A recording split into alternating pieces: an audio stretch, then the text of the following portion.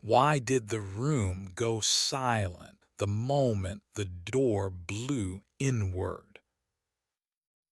The explosion should have been the loudest thing Alina Hayes heard that night. But it was. It was the sudden absence of sound that stayed with her. The kind of silence that only follows a mistake already made. Mogadishu, Somalia, 6 months ago. The intel had promised clean lines. One target, minimal resistance, in and out before the city even woke up.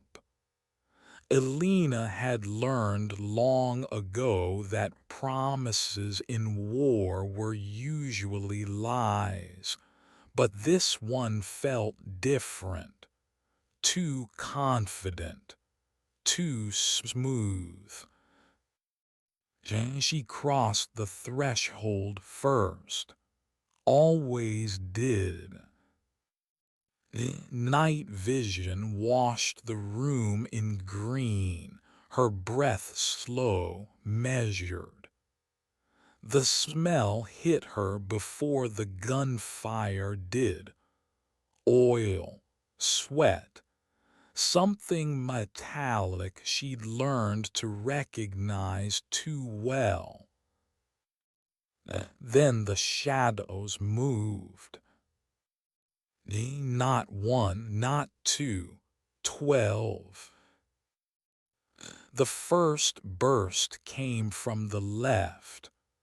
Muzzle flashes strobed the dark like a broken camera. Lieutenant David Ramirez went down before Alina could even shout his name. He was still halfway through the door frame when the rounds found him. Armor failed. Bodies always did. Her body reacted before her mind caught up. Controlled pairs. Center mass. 2 hostiles dropped. Somewhere behind her, someone screamed. Marcus Webb. A wet, choking sound that didn't belong to a human voice. By the time it was over, 93 seconds had passed. That was all it took to end 3 lives and rewrite dozens more. The high-value target escaped through tunnels no one had told them about. The weapons cache turned out to be enough to flatten a block. The Marines had been sure, certain, confident. Wrong. Elena knelt beside Ramirez's body, her gloves slick with his blood. His eyes were still open. She closed them with trembling fingers, whispering words that didn't matter anymore. Sorry didn't fix arrogance. Sorry didn't bring people home. 6 months later, that silence followed her into the fluorescent glare of a mess hall in California. Camp Pendleton, present day. No one noticed her at first. That told her everything. The room buzzed with laughter, metal trays, bravado. Marines hunched over food like they owned the space, the base, maybe the world. She moved through it with practiced ease, tray in hand, eyes quietly cataloging exits, angles, behavior. No rank on her uniform, no patches by design.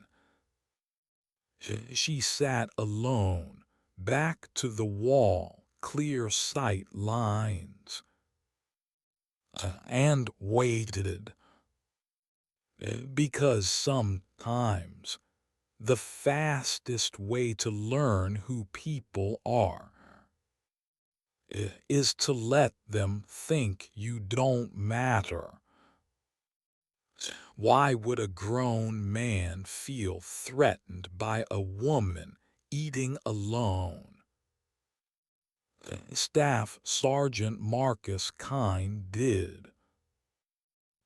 He sat at the center table like a king in borrowed armor, surrounded by men who needed him to stay exactly where he was. His voice carried, always did, confidence edged with desperation. And to his right, Corporal Garrett Huxley laughed too loud, shoulders too broad, eyes always searching for someone weaker. He noticed her before anyone else, not because she mattered, but because she didn't fit. Different always did that to men like him.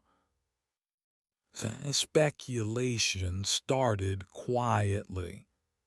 Pentagon babysitter, admiral's daughter, social worker. Nobody asked her name. Nobody checked credentials. Elena kept eating.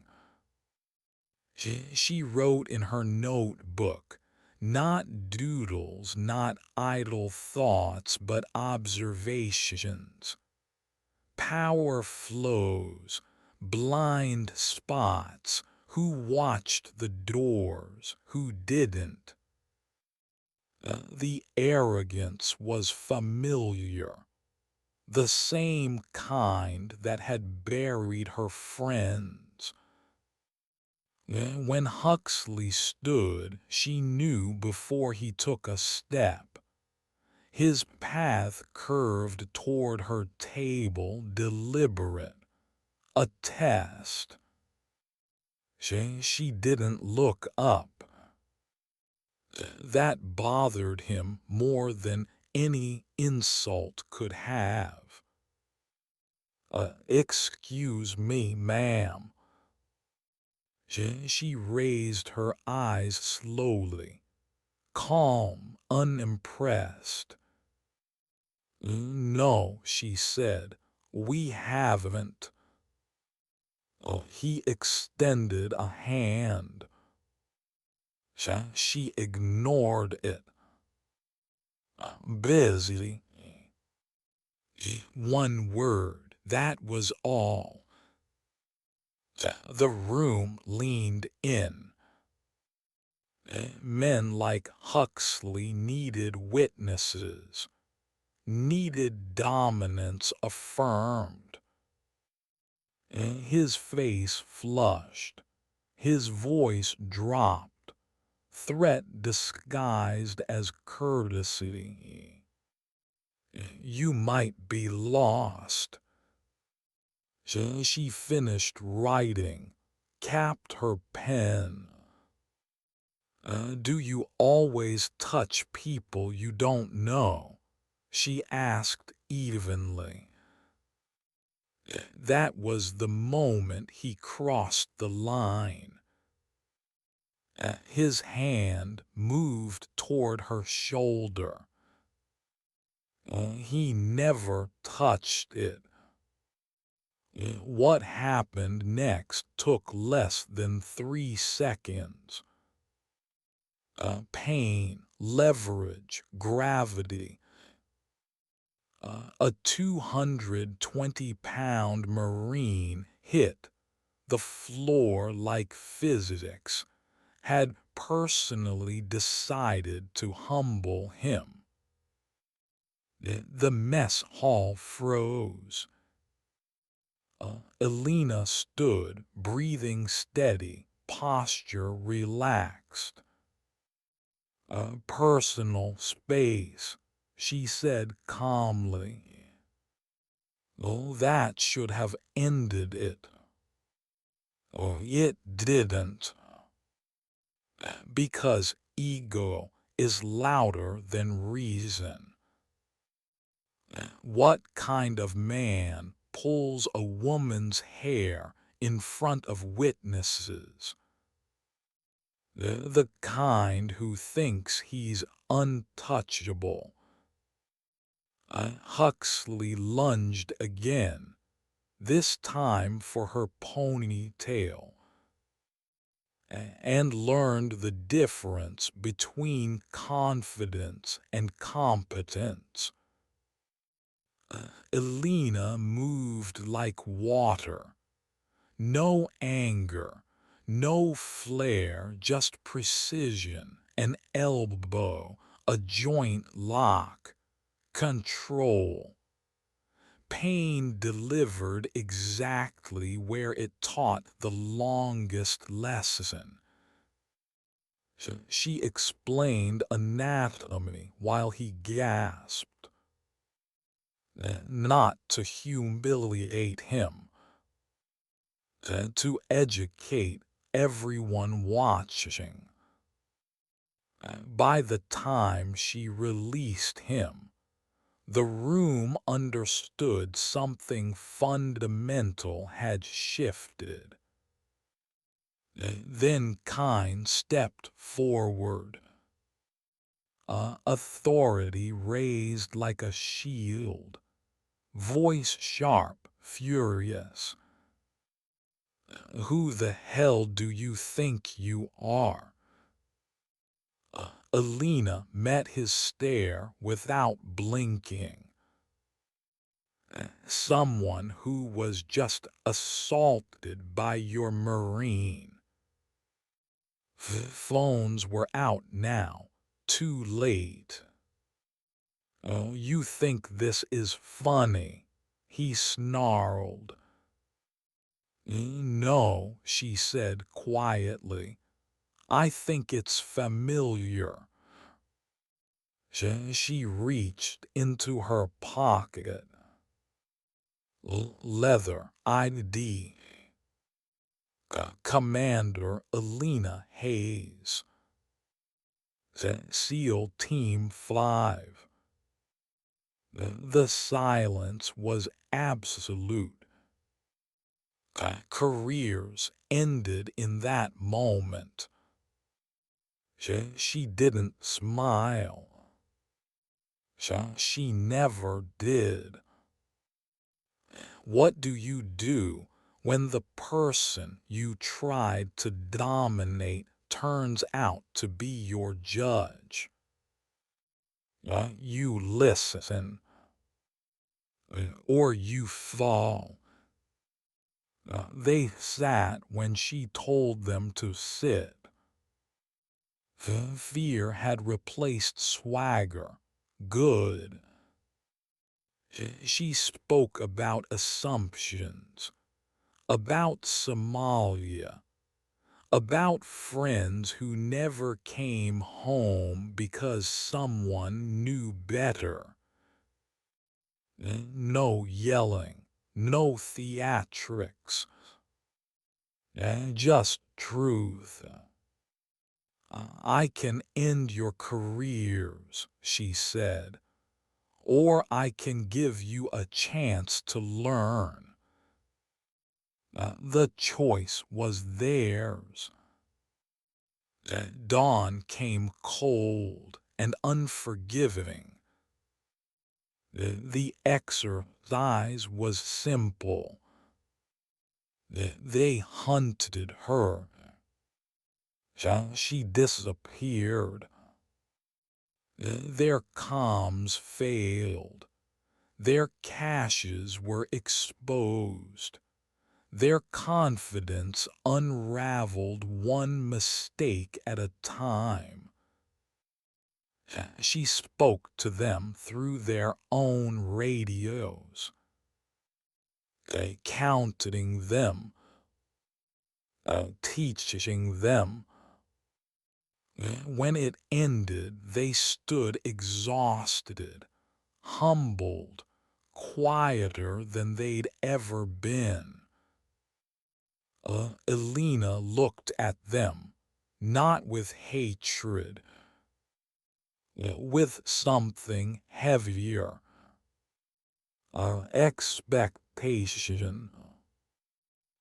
Why does redemption hurt more than punishment? Because it requires change. Kind stood straighter now. Huxley wouldn't meet her eyes. They finally understood what strength actually looked like. Not loud, not cruel, not entitled. Elena turned to leave as the sun climbed higher, her work done. She paused once. Sometimes dignity doesn't speak, she said softly. It simply acts. And she walked away, leaving behind a unit that would never forget the night. They learned the difference between power and purpose. Why did her silence feel louder than their laughter? No one could quite explain it later. Not the way the mess hall's noise dipped. Not fully silent, just thinner. Like the air itself had noticed her and decided to pay attention. Elena sat alone at the corner table, metal chair cold against her back, tray untouched for several seconds longer than necessary. She let that moment stretch. Let the room reveal itself. Men always revealed themselves when they thought no one important was watching. She didn't look military to them, not the way they expected. No rank, no patches, no visible authority. Just a woman in a Navy utility uniform, hair tied back, posture relaxed but not careless. To them that meant safe, dismissible, temporary. To her, it meant freedom. She finally lifted her fork, took a measured bite and listened. Staff Sergeant Marcus Kind's voice carried effortlessly. It always did. He spoke like a man used to being heard, used to his words landing without resistance. Every sentence was an assertion of control. Every laugh a reminder that this space belonged to him. "Oh, budget cuts don't scare me," Kynes said, leaning back. "They separate the ones who can hack it from the ones who can't." A few Marines chuckled, not because it was funny, but because agreeing felt safer than thinking. Elena noted it. Leadership by gravity, not competence. To Kynes' right, Corporal Garrett Huxley laughed louder than the rest. He didn't listen so much as wait for his turn to dominate the sound. His body language was all territorial markers, wide stance, elbows out, eyes scanning for submission. He noticed her again. That was inevitable. Men like Huxley didn't miss anomalies. They cataloged them as threats or toys. And she didn't fit neatly into either category, which irritated him. "She's still here," he muttered just loud enough. Alina pretended not to hear, though every word landed cleanly. Years of combat had tuned her hearing differently. She could separate threat from noise instinctively. This wasn't a threat yet. Oh, it was a test. She watched him in her peripheral vision as she ate, her movements economical, unhurried. Every few seconds her gaze flicked up, not openly, not challengingly, but just enough to map the room again. 3 entrances. Two blind spots.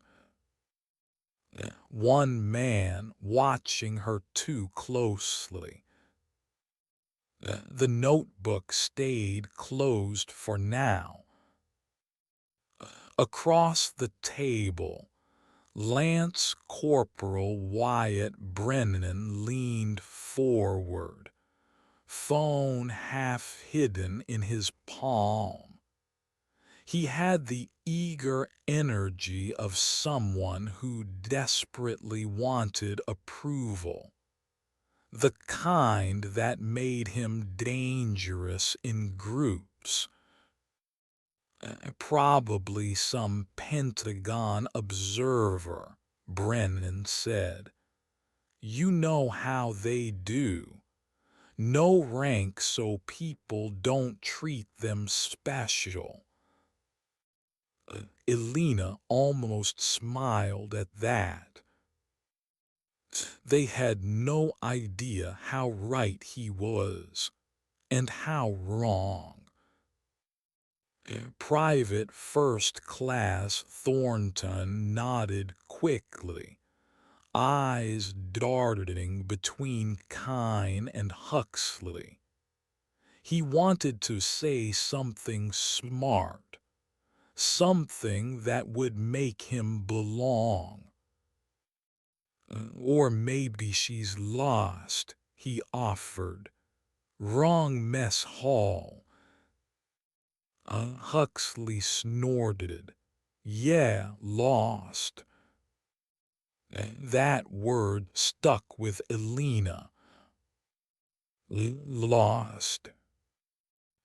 She had been lost once, years ago, after her first failed op, after the first body she couldn't save. Lost didn't always mean directionless.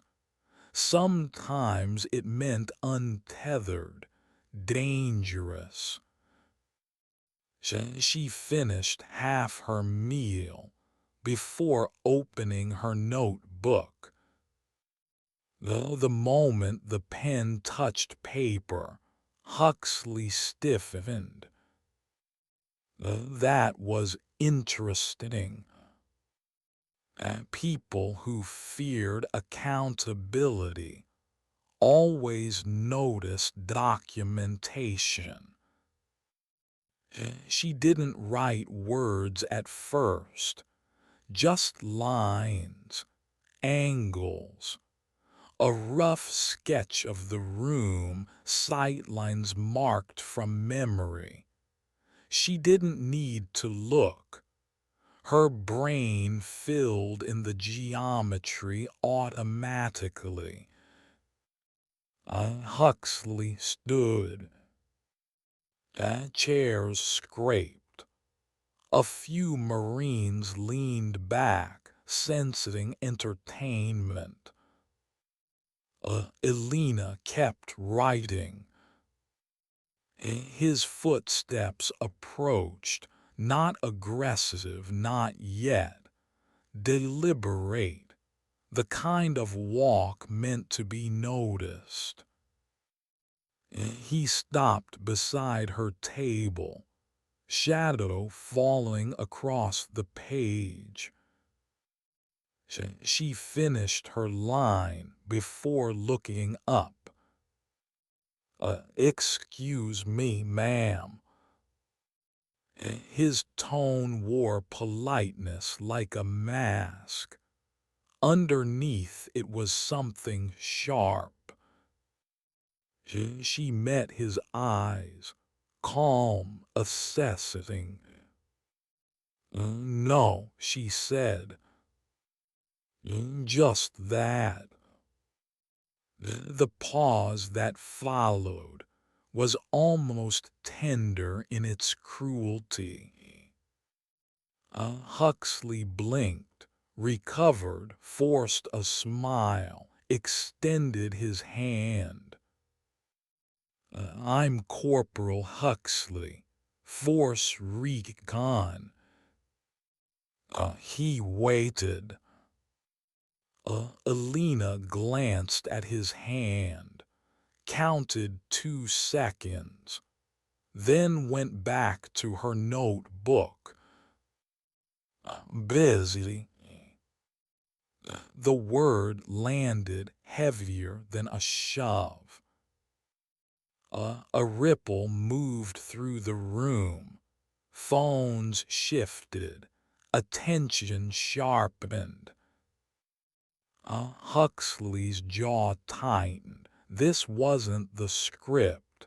He was used to fear, deference, even hostility, but dismissal. That was unforgivable. You got something you wanna say? He asked, voice dropping. Elena kept her pen moving. Not particularly. Oh, that did it. People like Huxley didn't escalate because they were angry. They escalated because they were embarrassed. And embarrassment felt like death to men whose identity depended on dominance. He stepped closer, and too close. Alina felt it immediately, the shift in air pressure, the intent. Her shoulders stayed loose. Look, he said, leaning in. I don't know who you think you are, but this is a marine facility.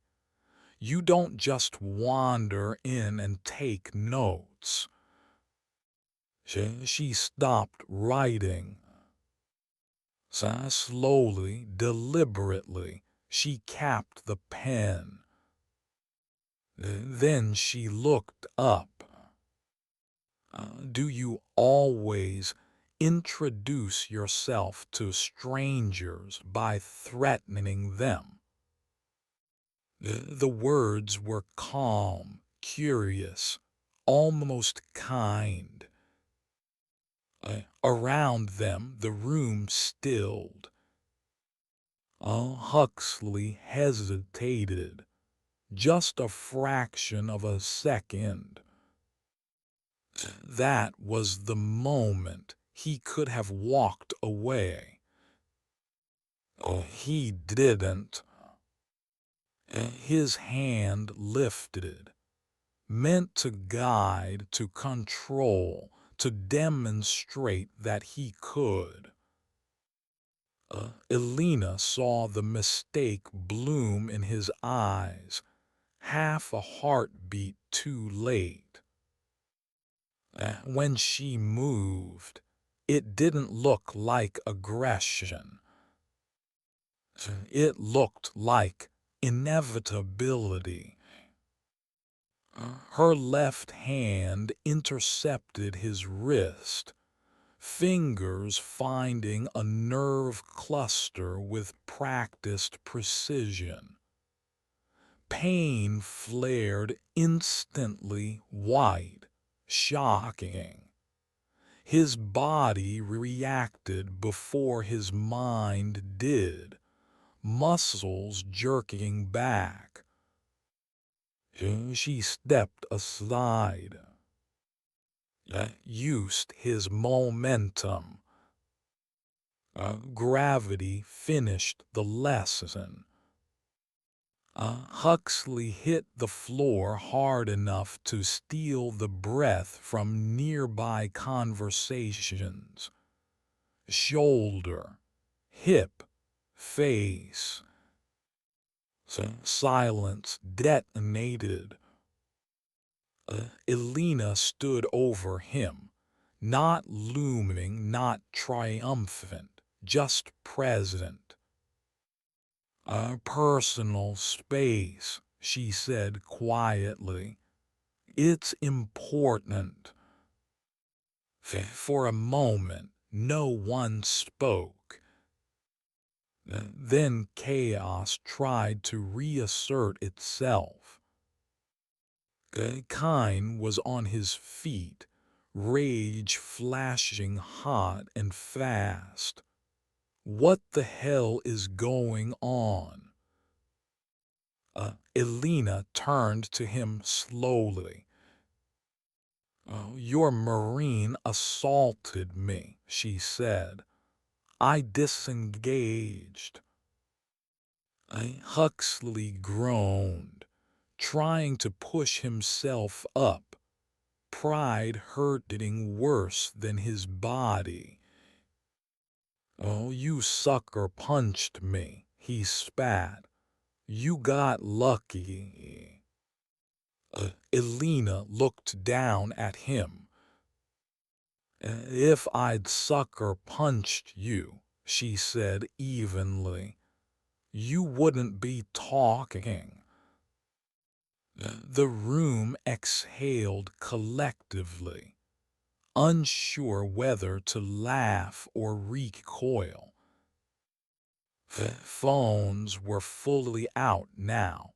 Too many witnesses, too many angles. Kine stepped closer, authority rising in his voice. You just assaulted one of my men. Elena met his stare without flinching. Then I suggest you review the definition of assault, she replied. and self-defense. Something flickered in Kine's eyes then. Not fear, recognition. The kind that came too late. Because somewhere beneath the bluster, beneath the rank and ritual, he sensed it. This woman wasn't bluffing. And the mess hall, his mess hall, no longer belonged to him. It belonged to the truth. And the truth was just getting started. Why did the room feel smaller the moment she didn't back down? No one said it out loud, but everyone felt it. The subtle collapse of certainty. The rules they thought governed this space had just failed, and nothing rushed in to replace them. That was the most unsettling part. Staff Sergeant Marcus Kine stood there, chest heaving slightly, fists clenched like he could still muscle the moment back under control. Authority had always worked for him before. Rank, volume, presence. Those tools had never failed him in front of his Marines. Until now. Elena didn't move toward him. Didn't move away either. She simply waited. That patience unnerved him more than resistance ever could. You don't get to put hands on my Marines, Kine snapped, his voice echoing off steel and tile. Not in my mess hall. Alina tilted her head slightly, not in mockery, but in thought, as if she were genuinely considering his statement. Your Marine put hands on me, she replied calmly, without identifying himself, without verifying credentials, without provocation. She let a beat pass. That's a problem, Sergeant. One you should be more concerned about than my response. Around them, Marines shifted in their seats. Some lowered their phones. Others kept recording, unable to look away. The room had become a stage, and none of them knew the script anymore. Huxley staggered to his feet, face flushed, right arm hanging stiff at his side. Pain radiated through him, but humiliation burned hotter. You think you're tough, he barked, loud enough to reclaim an audience. One cheap move doesn't mean anything. I wasn't ready. Elena turned toward him slowly, not sharply, not angrily, just deliberately. If I wanted to hurt you," she said, "you wouldn't be standing." The words weren't a threat. They were a fact. Huxley opened his mouth to respond, then hesitated. Something about her tone, flat, emotionless, triggered an instinct he'd spent years learning to ignore. The kind that whispered when you were outmatched. He silenced it with pride.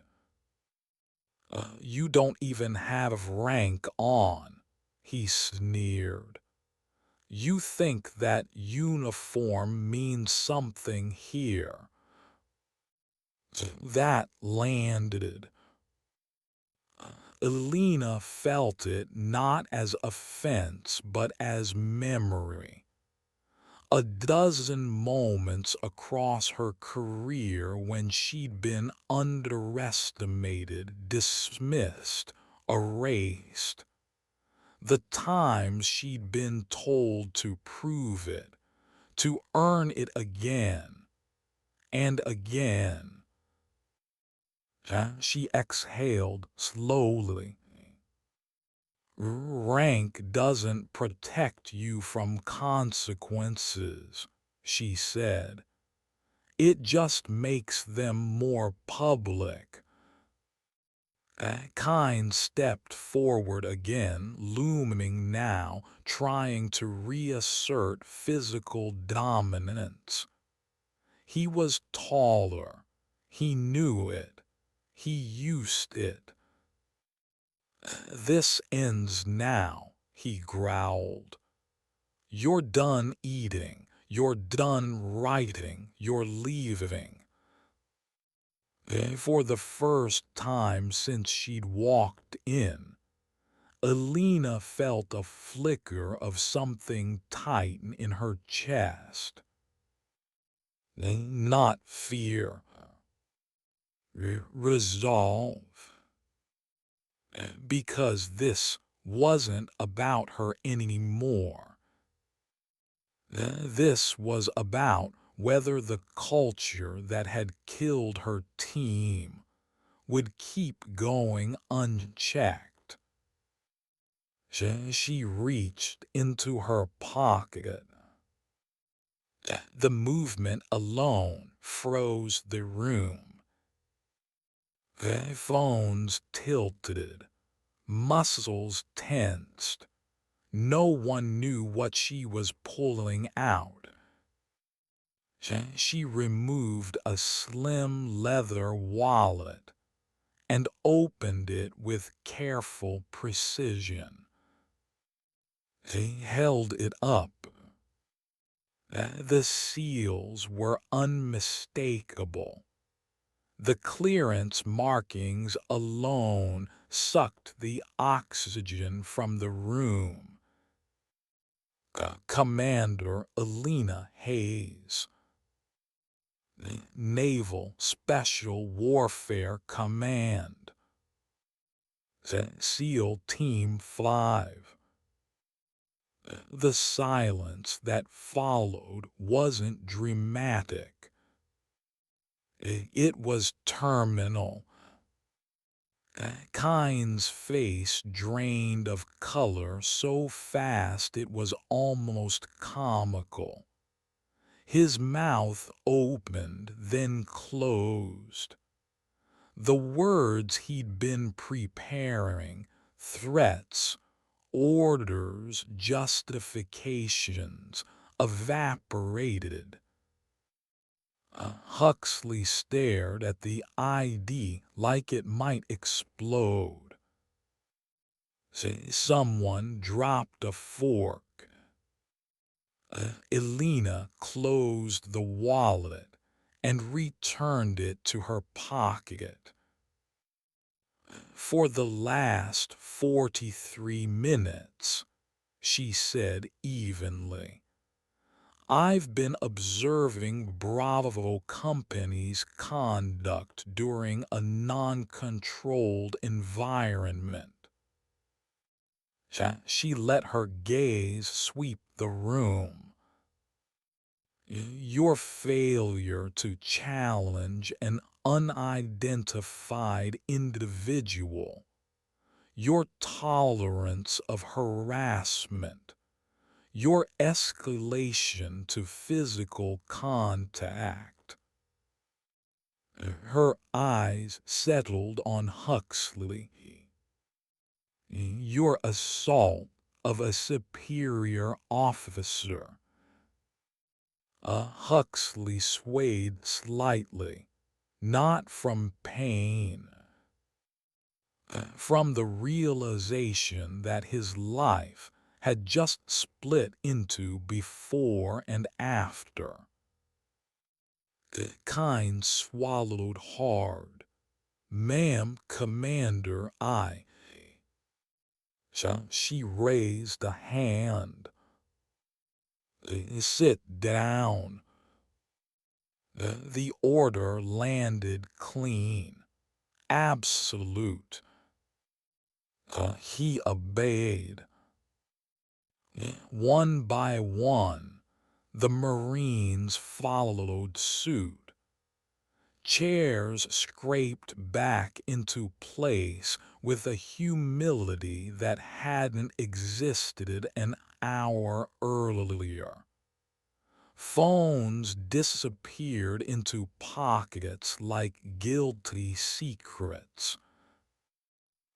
Elena remained standing. This evaluation was designed to be observational, she continued. Unfiltered, uninfluenced by rank.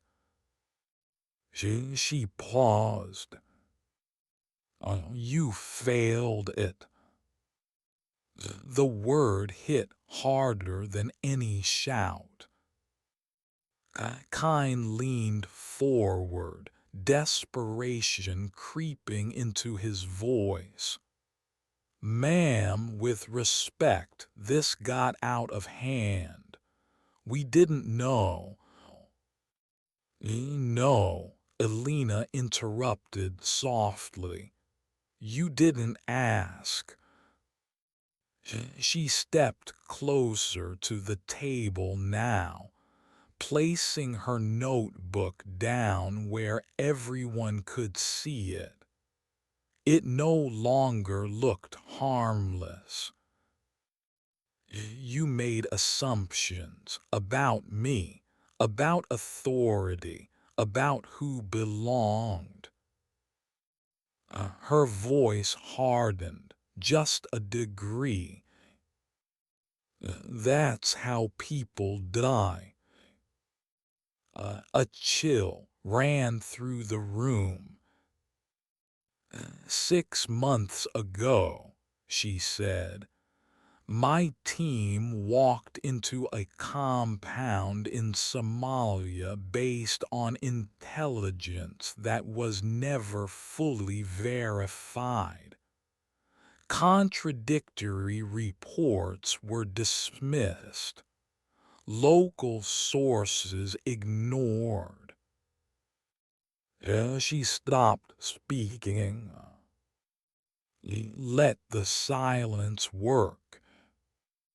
That arrogance cost 3 lives. Kyne's eyes dropped to the table. Elena saw the moment it connected, the weight, the realization that this wasn't theoretical. This culture," she said quietly, "this belief that confidence replaces discipline, it's lethal." She closed the notebook. "I can file my report tonight. Careers will end. Units will be reorganized. That's within my authority. Several Marines stiffened. Or, she continued, I can extend the evaluation. Hope flickered, fragile, desperate. But understand this, she said, meeting each man's eyes in turn. That option requires something you haven't shown much of tonight. Humility. She straightened. Tomorrow, 0500, practical assessment. Kine looked up sharply. Ma'am, you'll hunt me, Alina said simply. On base, full simulation, I'll have a head start. A murmur rippled through the group. You'll plan, coordinate, communicate, or you'll fail. She gathered her things, slung the strap of her bag over her shoulder.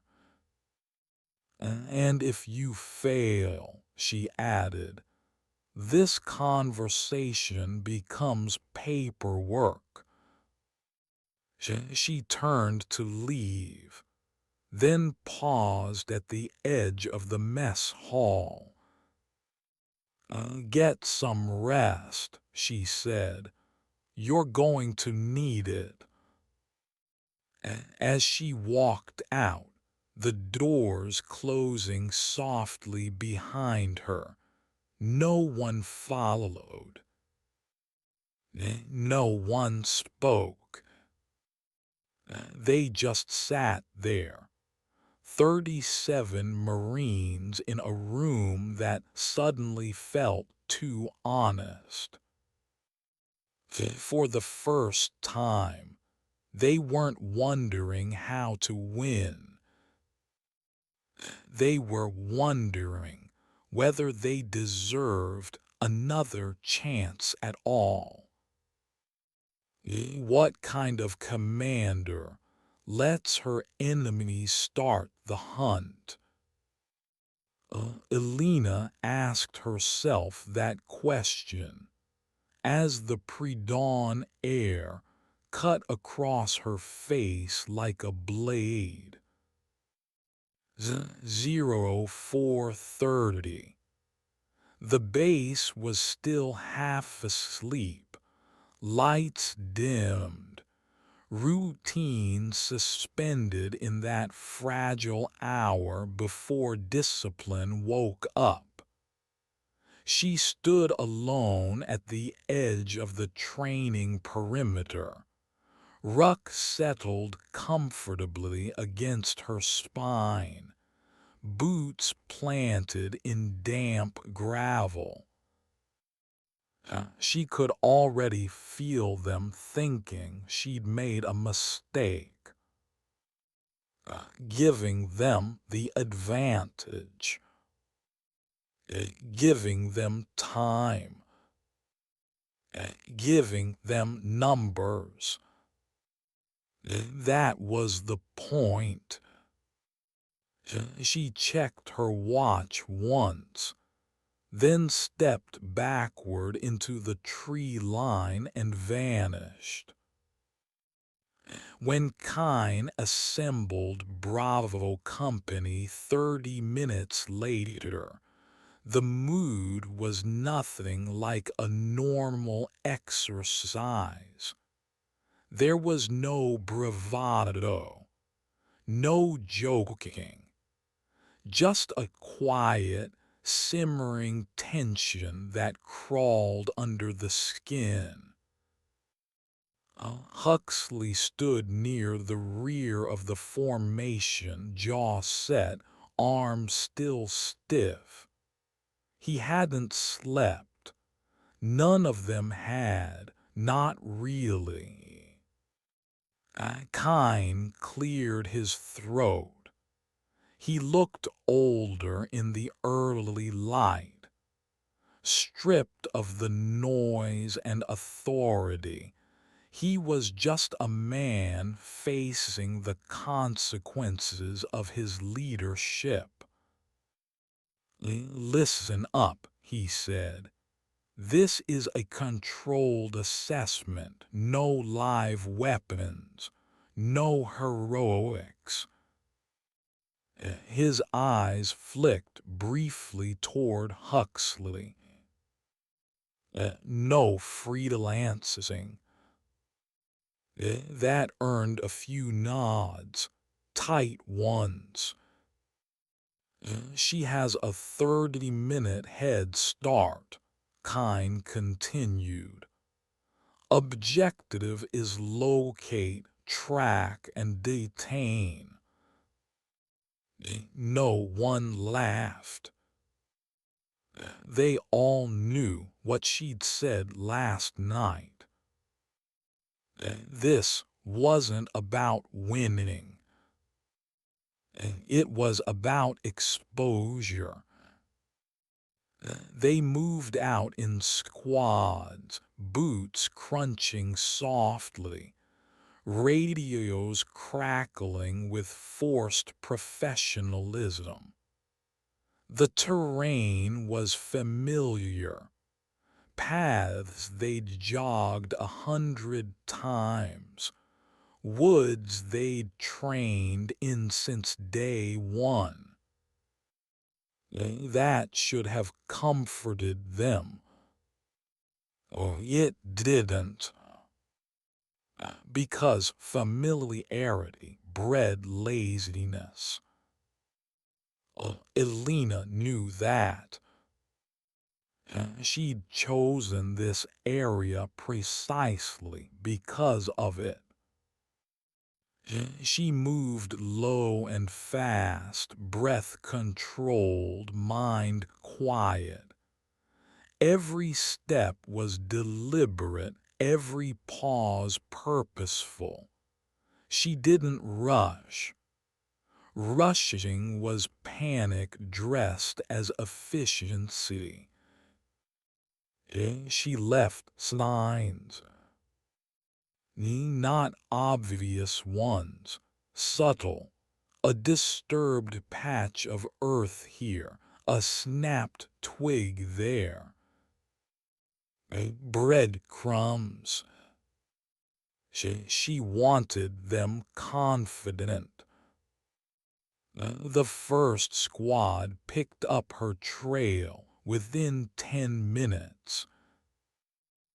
Bravo 2 to actual. We've got possible movement north of Trail Delta. A possible. That word did a lot of work. Elena was already behind them. She watched from concealment as they passed, spacing sloppy, eyes too forward-focused. No rear security, no flank awareness. Old habits. She waited until the last Marine crossed her line. Then she stepped out, tapped his shoulder, and disappeared again. The Marine froze, heart hammering, eyes wide. Actual, he whispered into his radio. I've been tagged." Silence crackled back. The hunt tightened.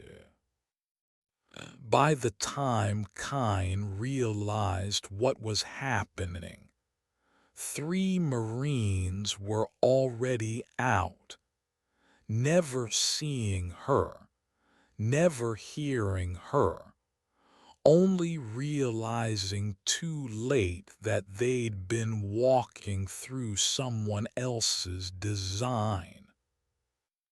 The frustration crept in, voices sharpened, orders overlapped. Huxley pushed to the front, unable to stand being sidelined.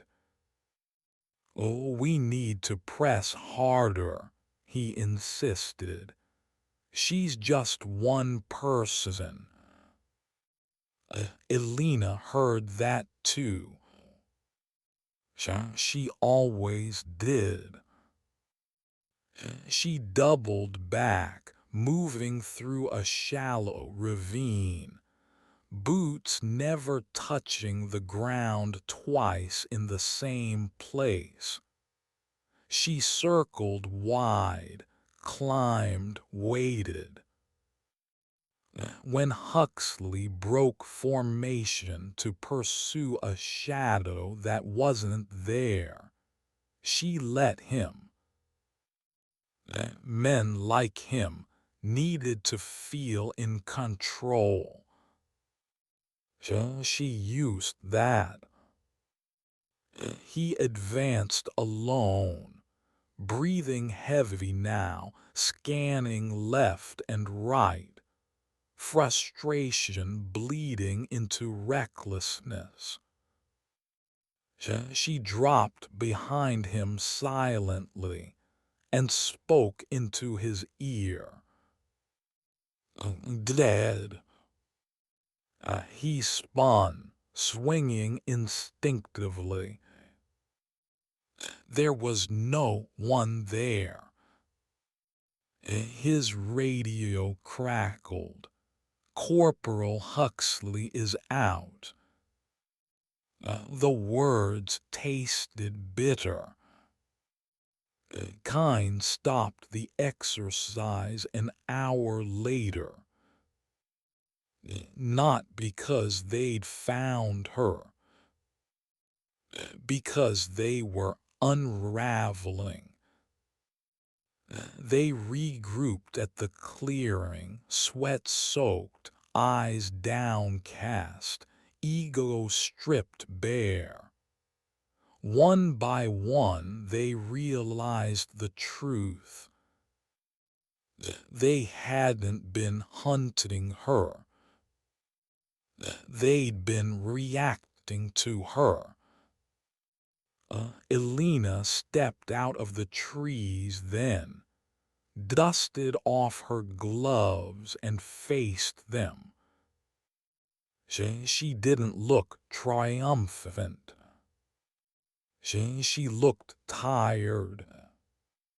"You relied on numbers," she said quietly. "On familiarity, on confidence." She gestured around them. "This terrain didn't help you. It betrayed you, because you stopped questioning it." She walked slowly through their formation.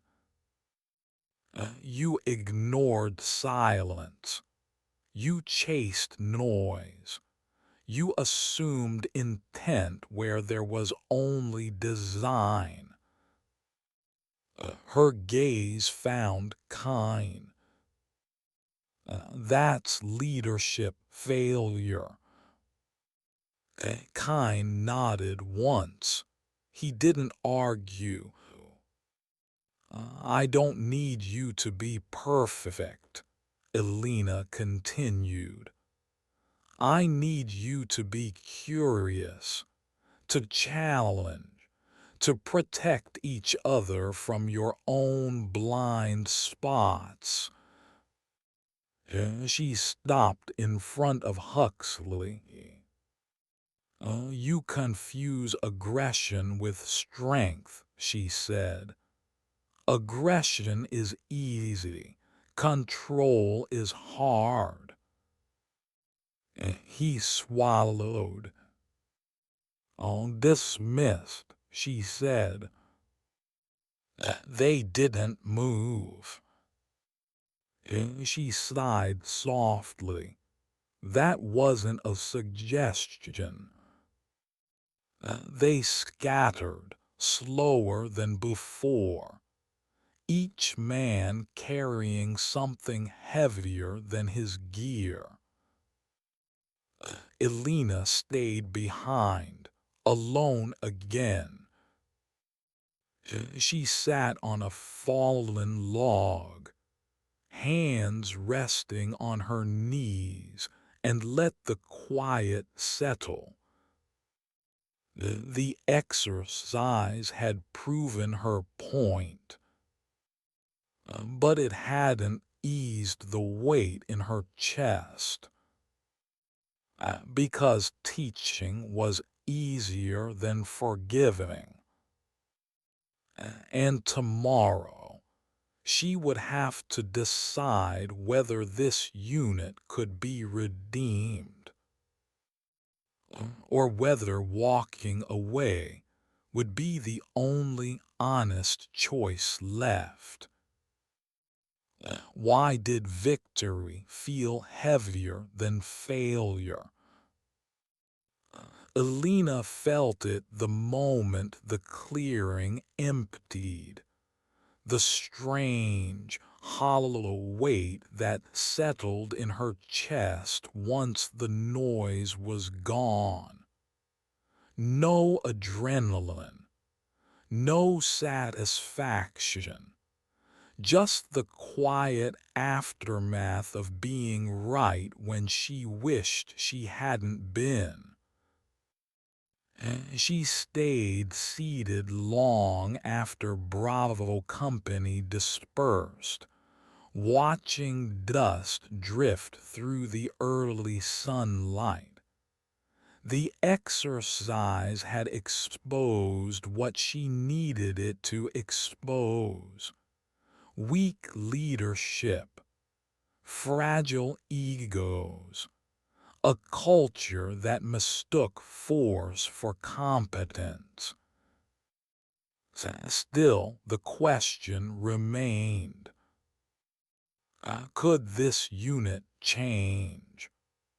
Or would it repeat the same mistakes that had buried her team in Somalia? She stood slowly, joints stiff, and headed back toward the command building. Each step felt heavier than the last, not from fatigue, but from memory. The debrief room was already filling when she arrived. Chairs scraped, voices stayed low. No one joked, no one challenged the silence. Kine stood when she entered. That alone told her something had shifted. Commander, he said, no swagger, no deflection. She gestured for him to sit. They waited until everyone was present. 37 Marines. Every face alert now, stripped of last night's arrogance. Some looked angry, others ashamed. A few simply looked tired. Elena didn't open with criticism. She opened with a story. 6 months ago, she began, I watched a man bleed out because no one challenged bad information. No names, no ranks, just truth. He trusted us, trusted that we'd done our due diligence. that we'd questioned assumptions. Her voice stayed even, but inside the image flickered. Ramirez's eyes, open and unseeing. We failed him. The room listened. That failure didn't come from lack of skill, she continued. It came from certainty. She let that word sit. Certainty is comforting. It feels like strength, but it's often just fear wearing confidence. A few heads lowered. Elena shifted her gaze to Kine. You lead by force of personality. That works until it doesn't. Kine nodded slowly. Yes, ma'am. She turned to Huxley. Oh, you lead by intimidation, she said. That works even less. The sting landed clean. I don't expect you to like me, Elena went on. I don't need loyalty. What I need is accountability. She slid a folder onto the table. Inside were her findings, observations, recommendations. This report can go up the chain today, she said. If it does, this unit will be restructured. Some of you will be reassigned. Leadership positions will be reconsidered. She paused. War. The room held its breath. Or we run another assessment. Murmurs rippled. This one won't be about tactics, Elena said. It'll be about trust. She explained the scenario.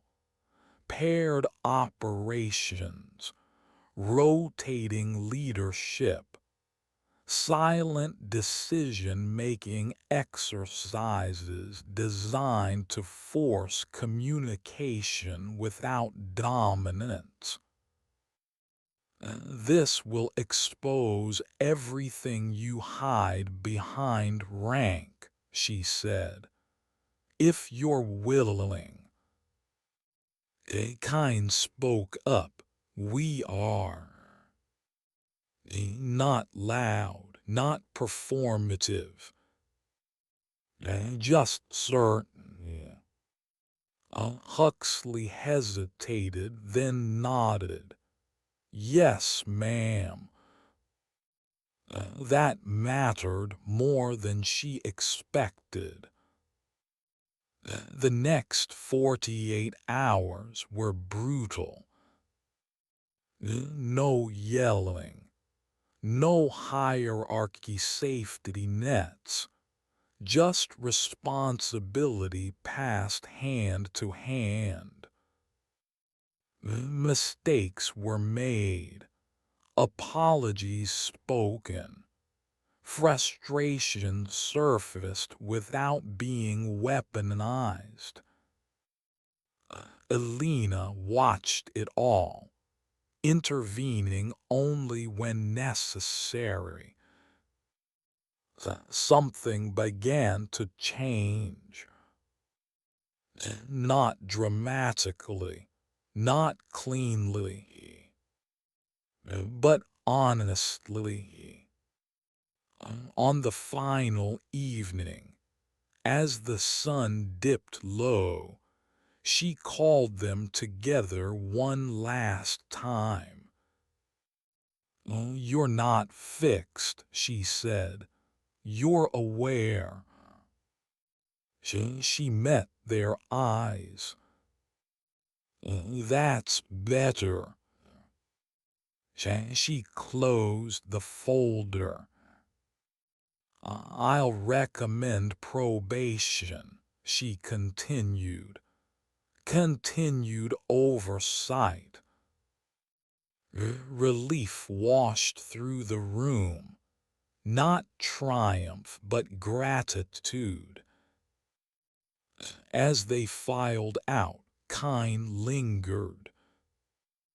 "I didn't see it," he admitted quietly, "until you forced us to."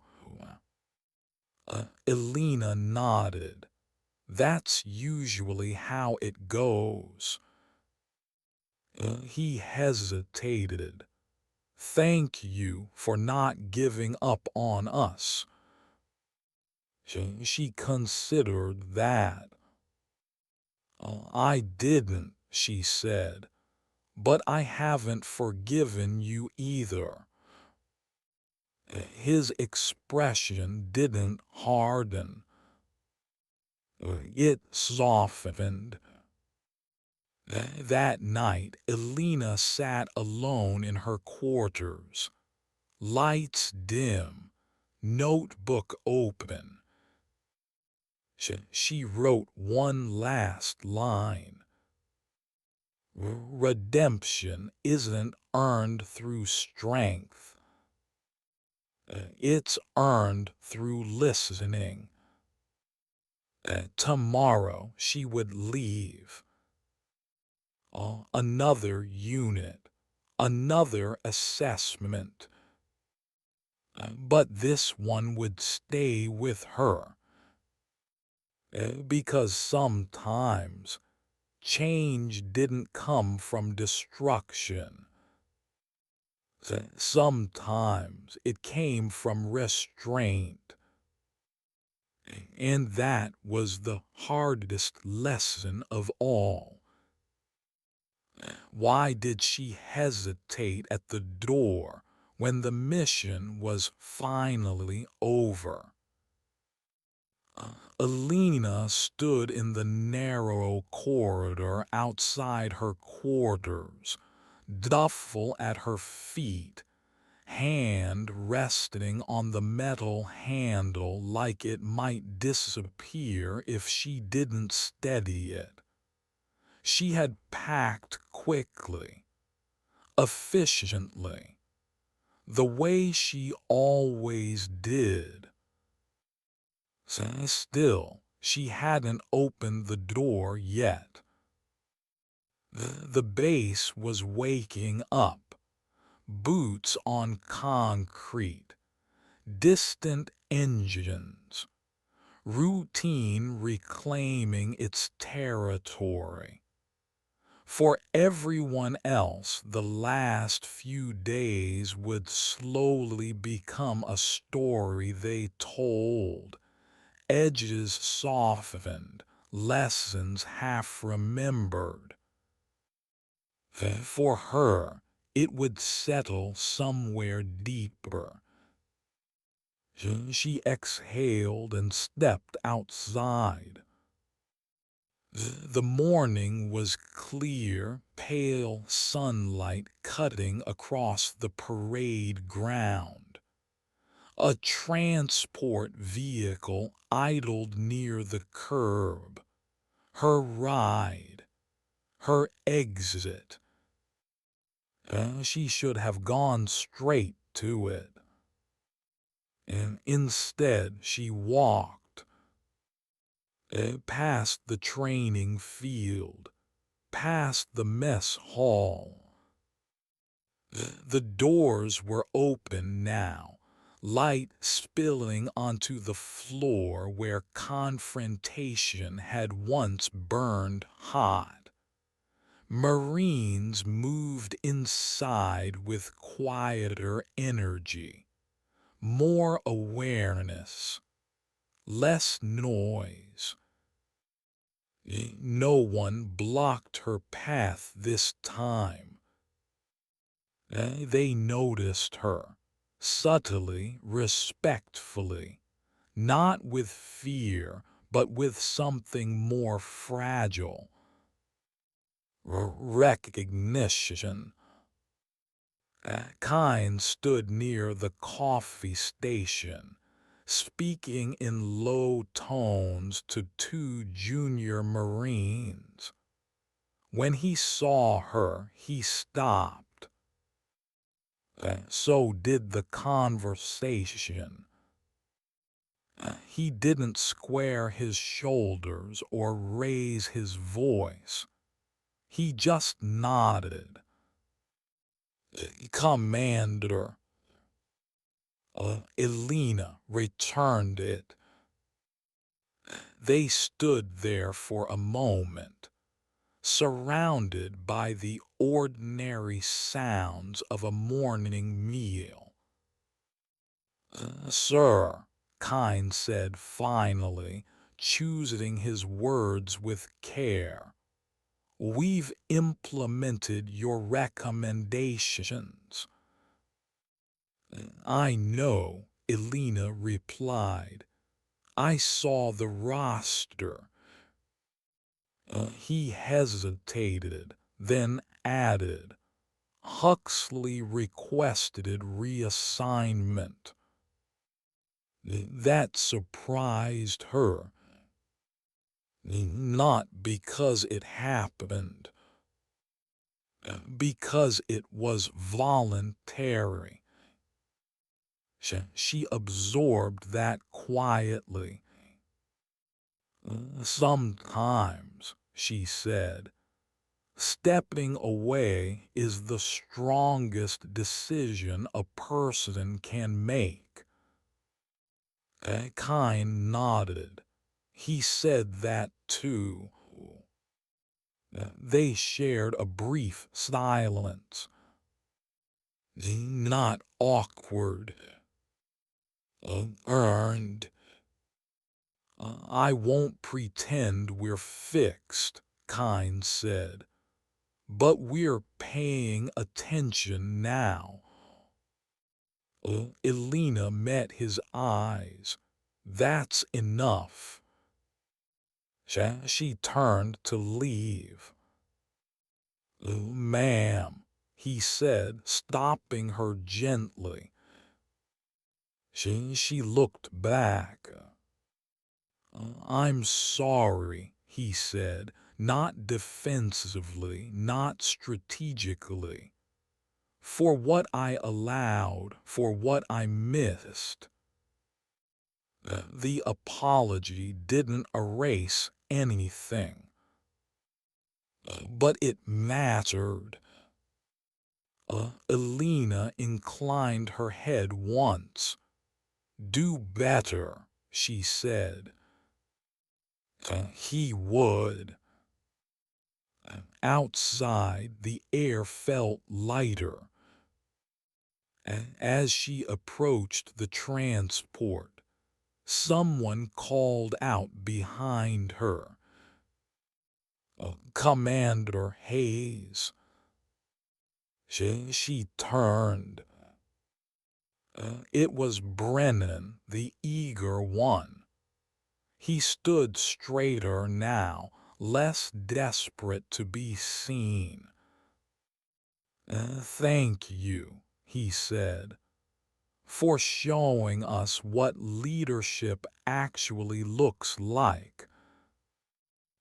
She studied him for a moment, then replied, Leadership isn't a performance.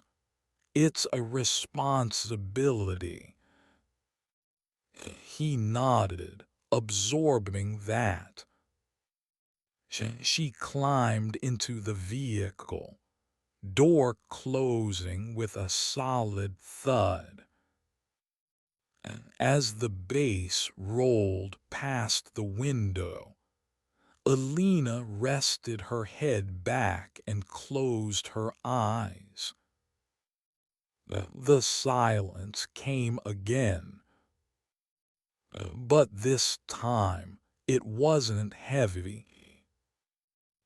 Her thoughts drifted, not to the mess hall, not to the exercise, but back to Somalia, to Ramirez, to the moment she knelt beside him and promised she would do better. She hadn't saved him, but maybe, just maybe, she'd prevented the next name. The vehicle slowed. A phone buzzed in her pocket. New assignment. She didn't open it yet. She watched the horizon instead. Sun climbing, shadows shrinking. There would always be another unit, another culture, another chance to walk into a room and be underestimated. She was used to that. Because dignity didn't need introduction. It didn't announce itself with rank or volume.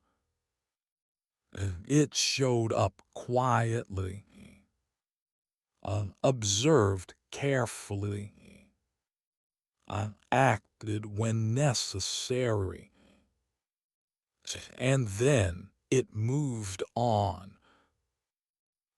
Elena opened the message. Another base, another test. She allowed herself one final breath before the engine turned onto the highway.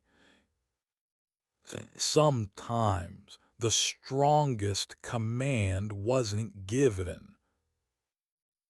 It was lived. And sometimes redemption didn't arrive with applause.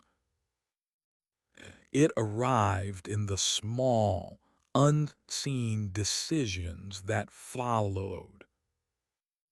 She closed her eyes again, ready, because dignity doesn't speak. It simply acts.